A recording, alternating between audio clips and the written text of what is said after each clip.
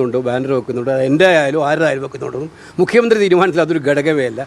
ഒരു രാഷ്ട്രീയ പാർട്ടിയിൽ ചെയ്യാൻ പാടില്ലാത്ത എല്ലാ കാര്യങ്ങളുമാണ് കഴിഞ്ഞ 10 കൊല്ലമായിട്ട് അവർ ചെയ്തത്. ഒരു ഗവൺമെൻറ് ചെയ്യാൻ പാടില്ലാത്ത എല്ലാ ധിക്കാരപരമായ നടപടികളുമാണ് അവർ സ്വീകരിച്ചത്. അല്ല, ബംഗാളിലെയും ആസാമിലെയും വിജയം എന്ന് പറയുന്നത് നിങ്ങൾ യഥാർത്ഥമായിട്ടുള്ള തെരഞ്ഞെടുപ്പ് വിജയമായിട്ട് കാണാൻ കഴിയും. ആസാമിലെ നിയോജക മണ്ഡലങ്ങൾ വെട്ടിമുറിച്ച് ആ ഡീലിമിറ്റേഷൻ നടത്തിയ രീതി കണ്ടാൽ അറിയാം അവിടെ വേറൊരു പ്രതിപക്ഷ പാർട്ടികൾക്ക് ജയിക്കാൻ പറ്റുന്ന രീതിയിലല്ല. ഇതുതന്നെയായിരുന്നു ഇന്ത്യാ തലത്തിൽ അവർ നടത്താൻ ഉദ്ദേശിച്ചത്, ദേശീയ തലത്തിൽ. അതിനു വേണ്ടിയിട്ടാണ് ആ ബില്ല് കൊണ്ടുവന്നത്. അതുകൊണ്ടാണ് ഞങ്ങളെല്ലാവരും ഒറ്റക്കെട്ടായി എതിർത്തത്. ഇത് എല്ലാ കാലത്തും ജയിക്കാൻ പോകുന്ന കാര്യമല്ല. ശക്തമായിട്ടും ഇന്ത്യ മുന്നണി സഖ്യം ശക്തമായിട്ട് മുന്നോട്ട് പോകും.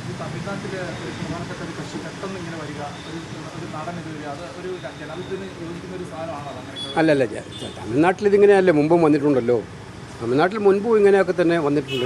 ഇത്തരം പ്രതിഭാസങ്ങൾ ഉണ്ടായിട്ടുണ്ട്. എന്തായാലും ജനവിധിയെ നമ്മൾ മാനിക്കണം എങ്ങനെ വന്നാലും.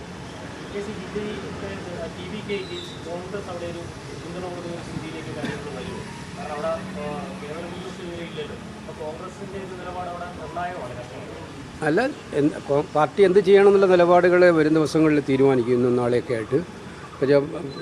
പാർട്ടിയുടെ മുന്നിൽ എന്താണ് വഴി എന്നുള്ള കാര്യം തീരുമാനിക്കും. ഞങ്ങൾക്കൊരു മുന്നണിയിലാണ് മത്സരിച്ചത്. പക്ഷേ പുതിയ സാഹചര്യത്തിൽ എന്ത് തീരുമാനിക്കണമെന്നുള്ളത് ആലോചിച്ച് തീരുമാനിക്കും.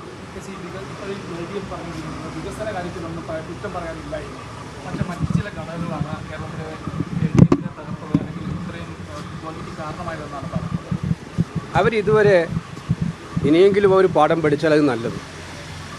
ഒരു രാഷ്ട്രീയ പാർട്ടിയിൽ ചെയ്യാൻ പാടില്ലാത്ത എല്ലാ കാര്യങ്ങളുമാണ് കഴിഞ്ഞ 10 കൊല്ലമായിട്ട് അവർ ചെയ്തത്. ഒരു ഗവൺമെൻറ് ചെയ്യാൻ പാടില്ലാത്ത എല്ലാ ധിക്കാരപരമായ നടപടികളുമാണ് അവർ സ്വീകരിച്ചത്. അതിൻ്റെ മറുപടിയാണ് ജനം കൊടുത്തത്. നമ്മൾ കണ്ടതാണ്. ഓരോ തിരഞ്ഞെടുപ്പ് ഫലത്തിനും ഓരോ മെസ്സേജുണ്ട്. ഈ തിരഞ്ഞെടുപ്പിലെ പ്രത്യേകത ഓരോ സ്ഥലത്തുമുണ്ട്. ഇപ്പോൾ ആലപ്പുഴയിലെ ആയാലും അമ്പലപ്പുഴയിലെ ആയാലും ഓരോ തിരഞ്ഞെടുപ്പ് ഫലത്തിനും കായംകുളത്തതായാലും എല്ലാം മെസ്സേജുണ്ട്. അതുകൊണ്ട് ഞാൻ പറയാൻ ആഗ്രഹിക്കുന്നത്, മാർക്സിസ്റ്റ് പാർട്ടി അവരുടെ പോക്ക് തെറ്റായിരുന്നു എന്ന് മനസ്സിലാക്കി ആ പോക്ക് തിരുത്താനുള്ള തയ്യാറെടുപ്പാണ് നടത്തേണ്ടത്. അത് എല്ലാ കാലത്തും അങ്ങനെ തന്നെയല്ലേ. അത് ഞാൻ മത്സരിക്കുമ്പോഴും അങ്ങനെയായിരുന്നു. ഇത് ഞാൻ ഒരു കാര്യം തുറന്നു പറയാം. ഈ തെരഞ്ഞെടുപ്പിൽ ഏറ്റവും വലിയ മെസ്സേജിങ് എന്താണ്? വർഗീയത ഇളക്കി വിടാൻ ശ്രമിച്ച ശക്തികൾക്ക് കനത്ത തിരിച്ചടി നൽകിയിട്ടുള്ള ഒരു തിരഞ്ഞെടുപ്പാണ് ഇത്.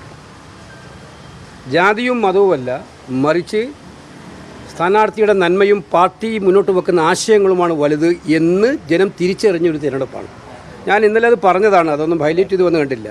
ഇപ്പം പാമനപുരത്ത് സുധീർ ഷായുടെ വിജയം ഇറങ്ങുമ്പോൾ തന്നെ പറഞ്ഞെന്താണ്? സുധീർ ഷായെക്കുറിച്ച് വളരെ മോശമായ കമൻറ്റ്. അയാളെ ജനം ജയിപ്പിച്ച എത്ര വോട്ടിനാണ്? ഏതെങ്കിലും ഒരു പ്രത്യേക വിഭാഗമാണോ അദ്ദേഹത്തെ ജയിപ്പിച്ചത്? അല്ല. കൊച്ചിയിൽ മുഹമ്മദ് ഷിയാസിൻ്റെ വലിയ പ്രചരണമായിരുന്നു. അവിടെ ജയിപ്പിച്ചത് ക്രൈസ്തവ സഹോദരന്മാരിലെ ഒന്നിച്ചിട്ട് ഒരു മുസ്ലിം സ്ഥാനാർത്ഥിയെ ജയിപ്പിച്ചു. മറ്റേത് ഹിന്ദു സഹോദരന്മാരിലെ ഒന്നിച്ചൊരു മുസ്ലിം സ്ഥാനാർത്ഥിയെ ജയിപ്പിച്ചു. മലപ്പുറത്തെ തവനൂരിലെ ജോയിയെ നിങ്ങൾ നോക്കുക. തവനൂരിൽ ജോയിയുടെ വിഭാഗത്തിൽപ്പെട്ട എത്ര പേരുണ്ട്? പക്ഷേ ഏറ്റവും വലിയ ഭൂരിപക്ഷം നൽകി ജോയിയെ മലപ്പുറത്തെ ജനങ്ങൾ വിജയിപ്പിച്ചു. ഇത് കാണിക്കുന്ന സന്ദേശം എന്താണ്? ഈ സന്ദേശമാണ് കേരളത്തിലെ നന്മയുടെ സന്ദേശം. വിഭജിച്ച് ജാതിയുടെയും മതത്തിൻ്റെയും പേര് പറഞ്ഞ് വിഭജിച്ച് വർഗീയ സംഘർഷമുണ്ടാക്കാൻ ശ്രമിക്കുന്നവർക്കുള്ള കനത്ത തിരിച്ചടിയാണ് ഈ തെരഞ്ഞെടുപ്പ്. ജനം അവരുടെ കൂടെ ഇല്ല എന്നുള്ള കൃത്യമായ സന്ദേശമാണ്. ഇനിയെങ്കിലും അത്തരം പ്രവണതകൾ ഒഴിവാക്കാൻ അവർ ശ്രദ്ധിക്കുക.